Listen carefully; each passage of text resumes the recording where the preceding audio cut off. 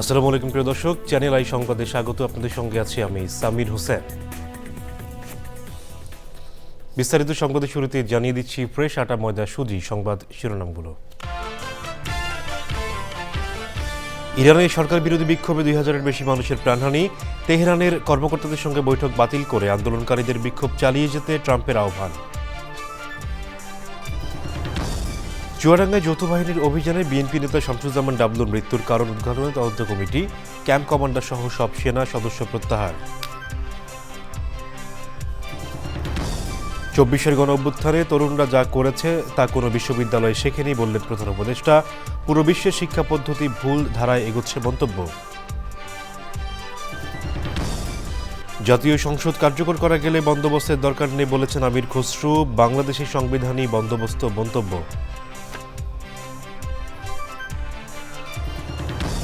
এবং চাঁদপুরে রাবেয়া মতিন কল্যাণ ফাউন্ডেশনের সহযোগিতায় প্রকৃতি ও জীবন স্বাস্থ্যসেবা কেন্দ্রের ওষুধ কম্বল বিতরণ।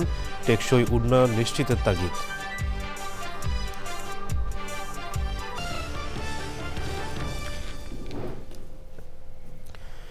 সংবাদ শিরোনামগুলো জানাচ্ছিলাম। এখনকার সংবাদ আয়োজন একই সঙ্গে চ্যানেল আইয়ের ইউটিউব চ্যানেল এবং চ্যানেল আইয়ের ওটিটি প্ল্যাটফর্ম আই স্ক্রিনে লাইভ স্ট্রিম হচ্ছে। এবার বিস্তারিত। ইরানে সরকার বিরোধী বিক্ষোভে ২,০০০-এর বেশি মানুষ নিহত হয়েছে বলে জানিয়েছে একটি মানবাধিকার সংস্থা।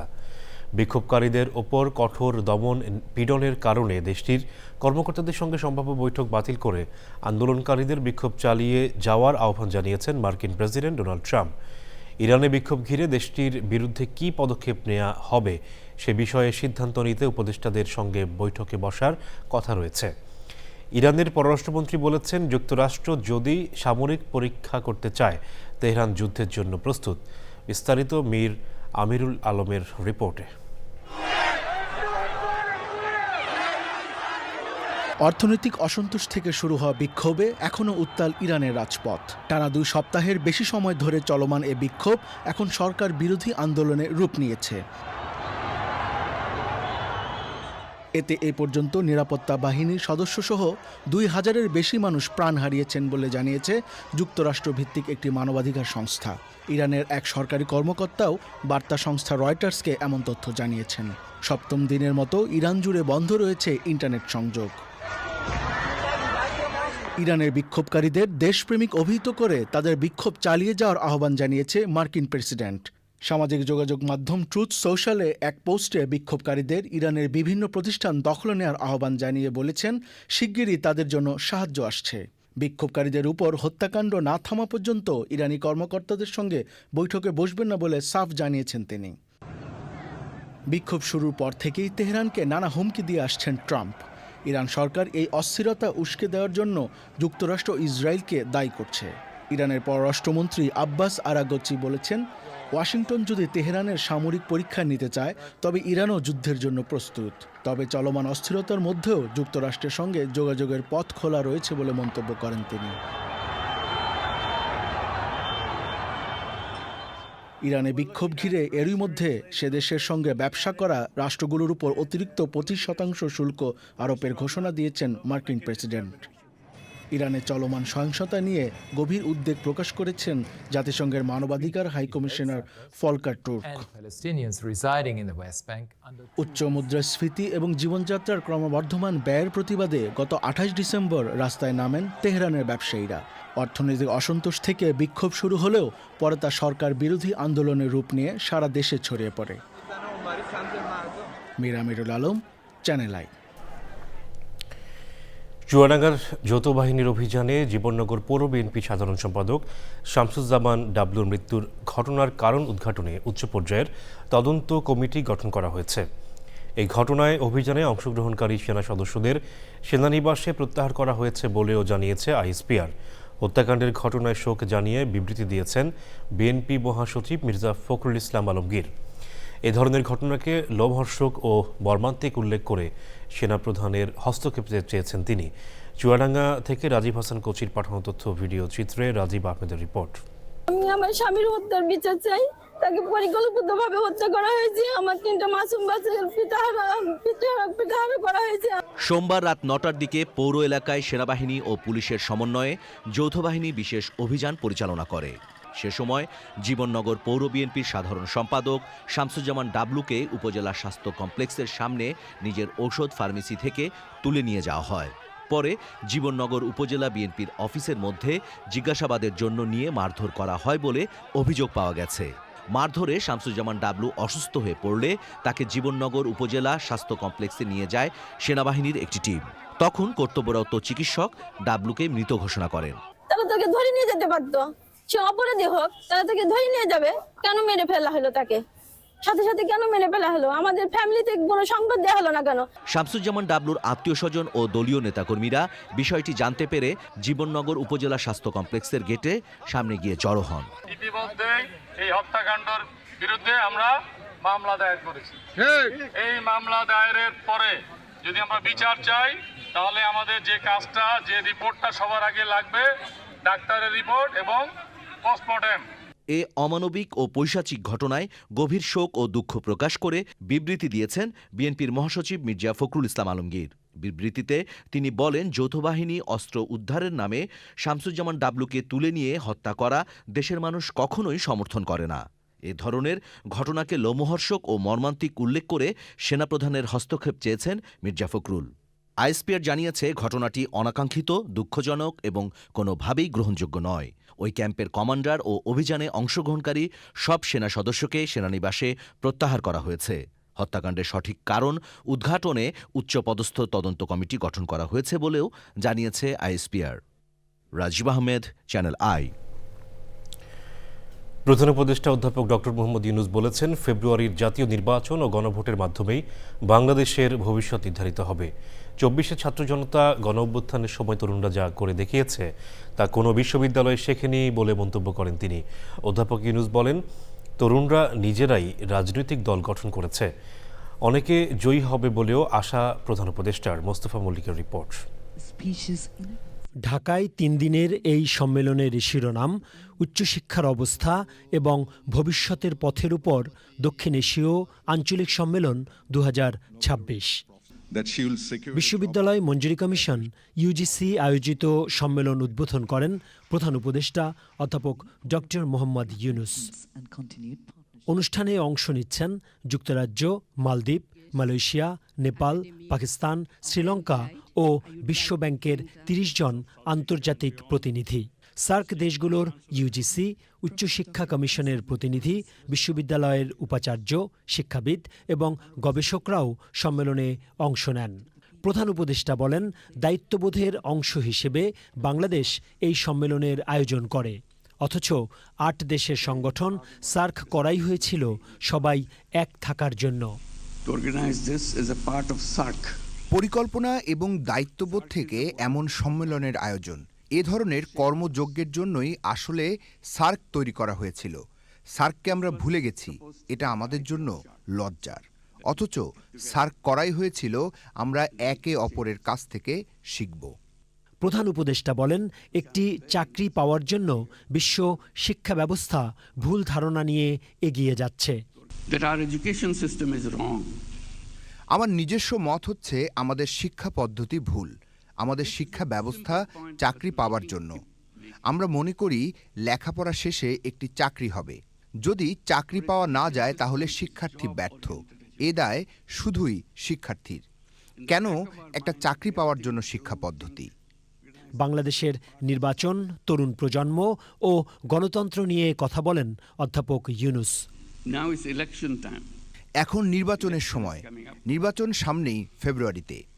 এই নির্বাচন ও গণভোটের মাধ্যমে নির্বাচিত হবে বাংলাদেশের ভবিষ্যৎ। বাংলাদেশের তরুণরা রাস্তায় রক্ত দিয়েছে, তারা দেখিয়ে দিয়েছে বাংলাদেশের ভবিষ্যৎ কি হবে। নতুন রাজনৈতিক দল করেছে, তাদের অনেকে নির্বাচনে জয়ী হবে। অথচ এই বিষয়ে তারা বিশ্ববিদ্যালয়ে কোনো শিক্ষা পায়নি, কোনো কোর্স করেনি। আগামী 15ই জানুয়ারি শেষ হবে এই সম্মেলন। Mostafa Mallik, Channel I, Dhaka. 5ই আগস্ট শেখ হাসিনা পালিয়ে যাওয়ার পর বহুল চর্চিত শব্দ নয়া বন্দোবস্ত কেন ব্যর্থ হলো? এসডিজি বাস্তবায়নে নাগরিক প্ল্যাটফর্মের আলোচনায় এনসিপি এবং এবি পার্টির রাজনীতিকরা ভিন্ন ভিন্ন ব্যাখ্যা দিলেন। প্রধান অতিথি বিএনপির স্থায়ী কমিটির সদস্য আমির খসরু মাহমুদ চৌধুরী অবশ্য বলেছেন, বাংলাদেশের সংবিধানই বন্দোবস্ত। সংসদ কার্যকর করা গেলে আর কোনো বন্দোবস্তের দরকার নেই। এমনকি সব দলের ঐকমত্যের প্রচেষ্টারও সমালোচনা করেন তিনি। রিজভী নওয়াজের রিপোর্ট। নতুন সরকারের কাছে মানুষের চাওয়া এবং নির্বাচন ব্যবস্থা নিয়ে সারা দেশে দীর্ঘ আলোচনা ও মতবিনিময়ের পর তার সারাংশ জানাতে চীনমূর্তি সম্মেলন কেন্দ্রে এই আয়োজন। এসডিজি বাস্তবায়নে নাগরিক প্ল্যাটফর্মের আহ্বায়ক ডক্টর দেবপ্রিয় মঞ্চের সব রাজনীতিকের কাছে জানতে চান, সংস্কারের সুযোগ কেন কাজে লাগানো গেল না? নয়া বন্দোবস্ত কি তাহলে ব্যর্থ? বন্দোবস্তটাই বাকি। জি, আমাকে একজন জিজ্ঞেস করেছিল আপনাদের নতুন বন্দোবস্ত কি। আমি বলেছিলাম আমরা ভুল করব, ভুল থেকে শিখব এবং ভুল থেকে নিজেদেরকে সংশোধন করব। এটাই হচ্ছে নতুন রাজনৈতিক বন্দোবস্ত। ওই মঞ্জু ভাই যেটা বলছিলেন, আপনিও তো একই রকম ভাবে নতুন বন্দোবস্তের জন্য সংগ্রাম করেছেন। কি হলো? সংগ্রামটা চলছে। এটা আমরা আগে দেখেছিলাম যে রাষ্ট্রীয় এক ধরনের সন্ত্রাসের মুখোমুখি হয়ে মানুষ এক ধরনের আশঙ্কার মধ্যে থাকতো, এখন কিন্তু মানুষ মব সন্ত্রাসের ভয়ে ভীত থাকছে। নতুন বন্দোবস্তের দিকে কতটা এগিয়েছে এই কথাটা আসলে খুব একটা গর্ব নিয়ে বলার অবস্থায় নেই। হলো না কেন? আমি সকাল থেকে এই প্রশ্ন সবাইকে করে যাচ্ছি, কারণ এই প্রশ্নের জবাব আমাকেও পেতে হবে, কারণ আমরা তো উদ্যোগের অংশ ছিলাম, শ্বেতপত্র লিখলাম। তো আপনার কি মনে হয় কি হবে? হলো না কেন উত্তরটা খুবই নিষ্ঠুর। আমি মনে করি না বাংলাদেশের মানুষ উত্তরটা সহ্য করার মতো পরিস্থিতিতে আছে। ওসমান হাদি হত্যার পর নিরাপত্তা নিয়ে শঙ্কার কথা জানান জামায়াতে ইসলামীর এই নেতা। ফজরের নামাজ যখন পড়তে বেরোই তখন আমার বাসার সামনে আমাদের ভাইরা এসে দাঁড়িয়ে থাকে, 4-5 জন 7-8 জন তারা দাঁড়িয়ে থাকে, তারা আমাকে নামাজে নিয়ে যায় আবার নিয়ে আসে।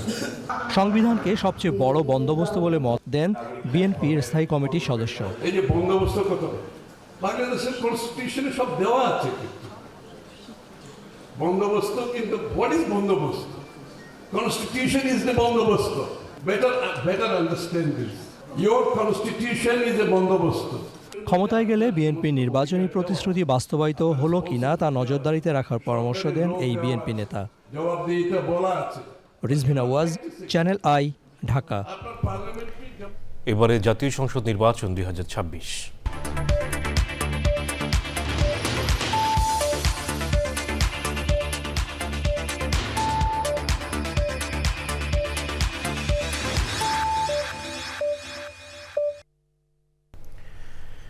ত্রয়োদশ জাতীয় সংসদ নির্বাচনে লেভেল প্লেইং ফিল্ড ঠিক রাখতে ইসির অনুরোধে দলের চেয়ারম্যান তারেক রহমান উত্তরবঙ্গ সফর বাতিল করলেও কিছু রাজনৈতিক দল প্রচারণা চালিয়ে যাচ্ছে বলে অভিযোগ করেছেন বিএনপির স্থায়ী কমিটির সদস্য নজরুল ইসলাম খান।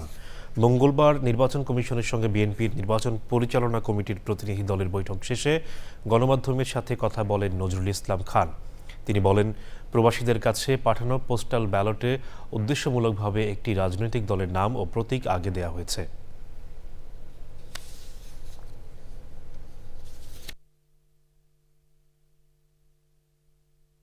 কিছু প্রার্থীর দ্বৈত নাগরিকত্ব নিয়ে কিছু সমস্যার সৃষ্টি হচ্ছে।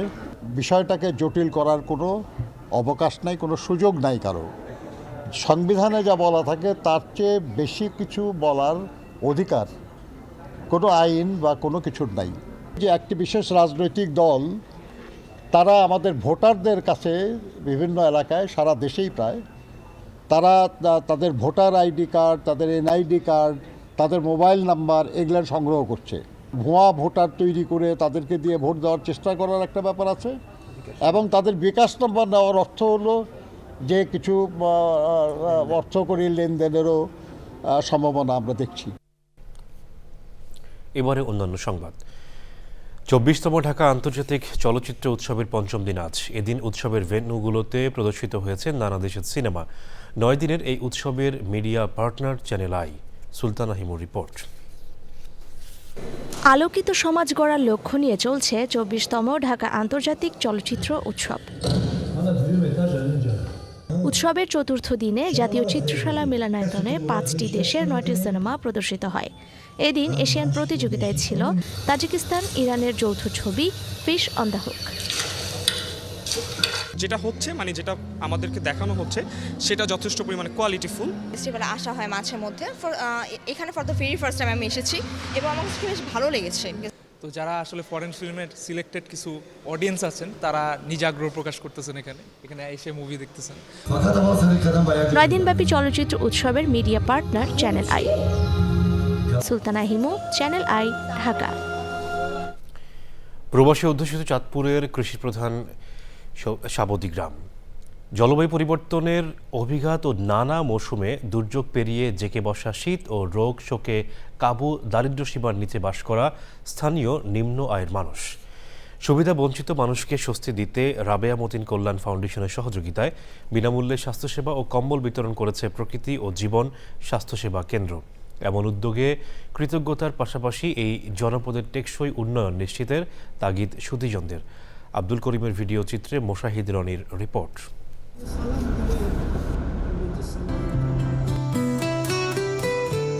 চাঁদপুর সদর থেকে মাত্র কয়েক কিলোমিটারের পথ, বালিয়া ইউনিয়নের শান্ত সবুজ গ্রাম সাবদী।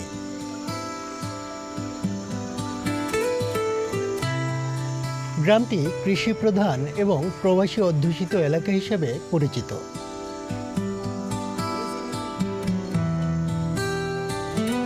মেঘনা ও ডাকাতিয়া অধ্যুষিত এই জনপদ প্রাকৃতিকভাবে ভীষণ সংবেদনশীল। ভাঙন, বন্যা, অতিবৃষ্টি ও লবণাক্ততায় জলবায়ু পরিবর্তনের ছাপও এখানে বেশ স্পষ্ট।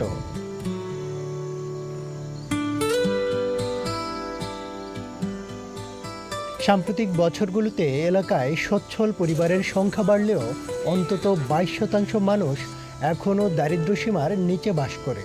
এদের মধ্যে যেমন রয়েছেন কৃষি ও নির্মাণ খাতের শ্রমিক, তেমনি রিক্সা ও ইজি রাইডার চালকের পাশাপাশি রয়েছেন ক্ষুদ্র মৎস্যজীবী।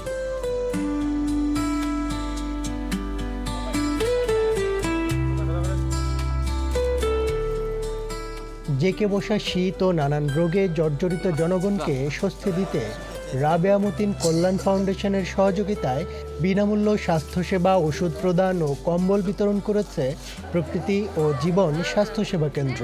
কম্বল পাইছি, ওষুধ পাইছি, আল্লাহ দিলে ভালো হয়েছে। শীতের মধ্যে বুড়া মানুষ আরাম করে থাকবো। ভাই আমরা আনন্দ দোয়া করি। সমস্যা হাঁটু ব্যথা, ওষুধ পাইছি, খুশি হলাম। এখানে ফ্রিতে ওষুধ দিছে, কম্বল পাইছি, খুশি হয়েছি। টাকা পয়সা নাই তো আমরা একটু ফ্রিতে ওষুধও পাইছি। ওষুধ দেওয়া হয়েছে এবং ডক্টরি ট্রিটমেন্ট করা হয়েছে। আমরা অসময় মানুষ, আমরা পাইছি, আমরা খুশি হয়েছি। যে দিছে হেরালা বাসে রাখ। আমরা বাইরের সবাইকে দোয়া করি। সেবামূলক এমন কর্মকাণ্ডে কৃতজ্ঞতা সুধীজনদের। এই এলাকার জনগণের জন্য খুবই উপকার হয়েছে। আমরা আমাদের অত্র এলাকার পক্ষ থেকে তাদের সকলকে অভিনন্দন এবং মোবারকবাদ জানাচ্ছি। বাবুভাই চ্যানেল আইয়ের প্রকৃতি ও জীবন অনুষ্ঠানের প্রধান, ওনাকেও ধন্যবাদ জানাই। রাবেয়া ফাউন্ডেশন মজুমদার ভাইকে অনেক ধন্যবাদ এবং আমরা সবাই স্বাস্থ্যসেবা পাইয়া, শীতবস্ত্র পাইয়া খুশি। সহায়তার জন্য ওনাকে আল্লাহ তাআলা রহমত দান করে। সবার পক্ষ থেকে ধন্যবাদ। তো প্রত্যন্ত অঞ্চল যে এই এলাকাবাসীর জন্য যদি আমাদের পাশাপাশি আরও কোনো বিত্তবানরা আগে আসে বা সহযোগিতা করে, তাহলে এই এলাকাবাসীর জন্য অনেক অনেক উপকার হবে। সাবদী ও বালিয়া এলাকার টেকসই উন্নয়নে নদী ভাঙন রোধ এবং পরিকল্পিত বর্জ্য ব্যবস্থাপনার মাধ্যমে পরিবেশ রক্ষা করে আধুনিক ও বিষমুক্ত কৃষির প্রসার ঘটাতে হবে। পাশাপাশি প্রবাসীদের রেমিটেন্সকে সৌরবিদ্যুৎ ও কারিগরি শিক্ষার মতো টেকসই খাতে বিনিয়োগ করে স্থানীয়দের দীর্ঘমেয়াদী কর্মসংস্থান ও আত্মনির্ভরশীলতা নিশ্চিতের তাগিদ সমাজবিজ্ঞানী ও বিশেষজ্ঞদের। Moshahid Roni, Channel I, Chandpur.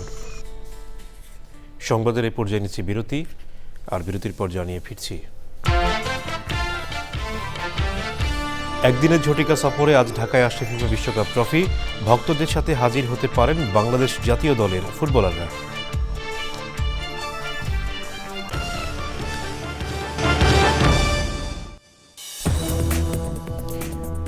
বিরতির পর আবার আমন্ত্রণ। এবারে কৃষি সংবাদ।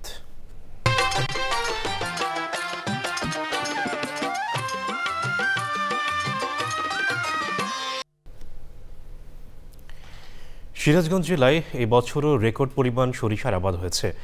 আবহাওয়া অনুকূলে থাকায় ফলনও হয়েছে আশানুরূপ। পাশাপাশি সরিষা ফুল থেকে মধু সংগ্রহ করতে জেলার বিভিন্ন প্রান্তে মৌ বাক্স বসিয়েছেন খামারিরা। সিরাজগঞ্জ থেকে ফেরদৌস রবিনের তথ্য ভিডিও চিত্রে রাজীব আহমেদের রিপোর্ট। চলতি মৌসুমে সিরাজগঞ্জের চলনবিল অধ্যুষিত তারাস, রায়গঞ্জ, উল্লাপাড়া ও শাহজাদপুর উপজেলায় ৯০,৫৫০ হেক্টর জমিতে সরিষার আবাদ হয়েছে। বিশেষ করে টরি ৭ ও টরি ১৪ জাতের সরিষা আবাদ হয়েছে বেশি। খালি বুনে থুয়ে যায়, নিরেন কুরান নাই। হ্যাঁ, নিরেন কুরান নাই, ৯০ দিনের ভিতরে আমার এই ফসলটা উঠে যাচ্ছে। এটা সরিষা আবাদ বারিক ১৪ এবং টরি ৭, এই আবাদটা করাতে আমরা বর্তমানে অনেক লাভবান এবং কৃষকরাও লাভবান। দেশের বিভিন্ন জায়গা থেকে মধু সংগ্রহ করতে জেলার বিভিন্ন প্রান্তে ৩,০০০-এরও বেশি মৌবক্স বসিয়েছেন ২ শতাধিক খামারিরা। এখানে প্রচুর পরিমাণ সরিষা আছে। আমরা এই সরিষার মধু কালেক্ট করার জন্য এখানে আসছি, সেই সাতক্ষীরা থেকে। তো প্রচুর পরিমাণে মধু উৎপাদনের একটা আশা আছে। ১০০+ মন টার্গেট আছে আমাদের এইখানে। সরিষা ও মধুর উৎপাদন বাড়ানোর পাশাপাশি ভোজ্য তেলের আমদানি নির্ভরতা কমাতে নানা পরামর্শ ও সহযোগিতা দিচ্ছে কৃষি বিভাগ। এবছর আসলে আবহাওয়া খুবই ভালো। এখন পর্যন্ত অক্টোবর মাসে বৃষ্টি হওয়াতে আমরা একটু পিছিয়ে গেছি, কিন্তু সেই দেরিটাকে আমরা পুষিয়ে নিয়েছি। এখন সর্বত্র সরিষার ফুলে মাঠ ভরপুর। আমরা আশা করতেছি এবছর কোনো রকম প্রতিকূলতা যদি না থাকে, প্রাকৃতিক দুর্যোগ যদি না হয়, তাহলে আমরা সরিষার একটি ভালো ফলন আশা করছি। জেলায় এবার ১.৫ লাখ টন সরিষা ও ৪০০ টন মধু উৎপাদনের লক্ষ্য নির্ধারণ করেছে কৃষি বিভাগ, যার বাজার মূল্য প্রায় ১১০০ কোটি টাকা। Rajib Ahmed, Channel I. এবারে প্রকৃতি সংবাদ।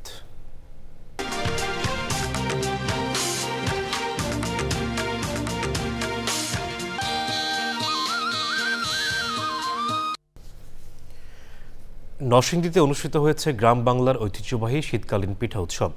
শীতের ঐতিহ্য, গ্রামীণ সংস্কৃতি ও বাঙালির আবেগকে ধারণ করে পরিবেশ বান্ধব এই পিঠা উৎসবের আয়োজন করে পলাশ রেসিডেন্সিয়াল মডেল কলেজ। নানা শ্রেণী পেশার মানুষের উপস্থিতিতে উৎসবমুখর প্রাণবন্ত হয়ে ওঠে মেলা প্রাঙ্গণ। নরসিংদী থেকে সুমন রায়ের রিপোর্ট। শীতের আগমনী বার্তার সাথে গ্রাম বাংলার ঘরে ঘরে শুরু হয় বাহারি পিঠাপুলির আয়োজন। তবে শহর এবং শহরতলিতে এই চিত্র ব্যতিক্রম। ফাস্টফুডের ভিড়ে হারিয়ে যেতে বসেছে গ্রাম বাংলার ঐতিহ্য। পুলি, পাটিসাপটা, নকশি, মালপোয়া, পাকন, ঝিনুক, মাতাল সহ রকমারি ও ঐতিহ্যবাহী পিঠাপুলির সাথে নতুন প্রজন্মকে পরিচিত করতে পলাশ রেসিডেন্সিয়াল মডেল কলেজে পিঠা উৎসব। আমাদের পূর্বপুরুষের বাড়িতে অনেক ধরনের পিঠা, পায়েস, অনেক কিছুর আয়োজন করা হতো। সেই সংস্কৃতিকে ধরে রাখার জন্য আগামী প্রজন্মের জন্য আমরা এটার চেষ্টা করছি।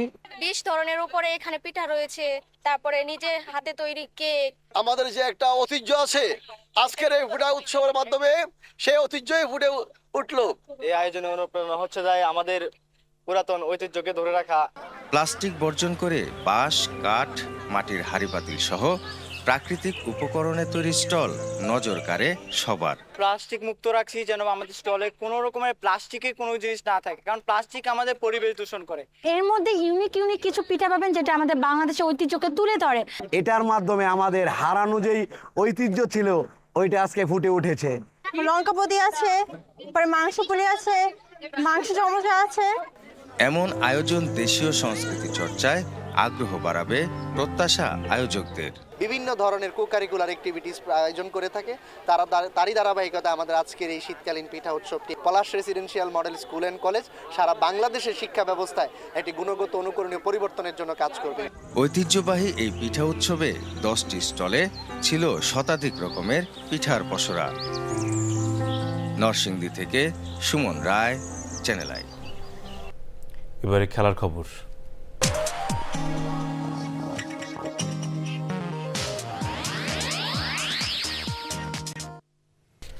শেষ করার আগে ফ্রেশ আটা ময়দা সুজি সংবাদ শিরোনামগুলো জানাচ্ছি আরও একবার। ইরানের সরকার বিরোধী বিক্ষোভে 2000-এর বেশি মানুষের প্রাণহানি। তেহরানের কর্মকর্তাদের সঙ্গে বৈঠক বাতিল করে আন্দোলনকারীদের বিক্ষোভ চালিয়ে যেতে ট্রাম্পের আহ্বান। চুয়াডাঙ্গায় যৌথ বাহিনীর অভিযানে বিএনপি নেতা শামসুজ্জামান ডাবলুর মৃত্যুর কারণ উদ্ঘাটনে তদন্ত কমিটি, ক্যাম্প কমান্ডার সহ সব সেনা সদস্য প্রত্যাহার। চব্বিশের গণঅভ্যুত্থানে তরুণরা যা করেছে তা কোনো বিশ্ববিদ্যালয়ে শেখেনি বললেন প্রধান উপদেষ্টা। পুরো বিশ্বের শিক্ষা পদ্ধতি ভুল ধারায় এগোচ্ছে মন্তব্য। জাতীয় সংসদ কার্যকর করা গেলে বন্দোবস্তের দরকার নেই বলেছেন আমির খসরু। বাংলাদেশের সংবিধানই বন্দোবস্ত মন্তব্য।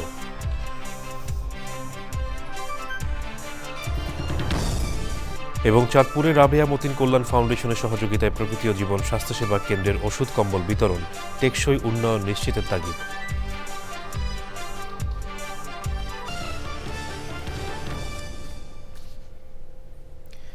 দর্শক, চ্যানেল আই এর সর্বশেষ সংবাদ জানতে ভিজিট করুন channelionline.com-এ। যুক্ত থাকুন আমাদের সোশ্যাল মিডিয়া প্ল্যাটফর্মগুলোর সাথে। এতক্ষণ সাথে থাকার জন্য ধন্যবাদ সবাইকে।